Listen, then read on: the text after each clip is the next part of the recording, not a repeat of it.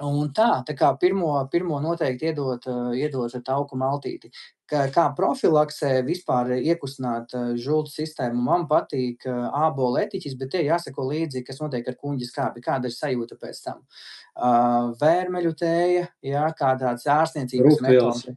jā. Rūgtais, skābais un taukainais, jā. Rūgto skābo, jebkuram bērnam iedodiet, viņi parādīs, ka tas nav ikdienas uzturs. Viņi nebūs gatavi, bet kā terapeitisks instruments darbojās. Un redz, mēs jau pieminējam, ja, kad tā žults izvadīšanās notiek uz taukiem, tā arī strādā attīrīšanās metodes. Ja izdzer rīceneļu, izdzer olīveļas to kokteili un ir caureja. Ja, tad tas arī nostrādā, tikai mazākā devā.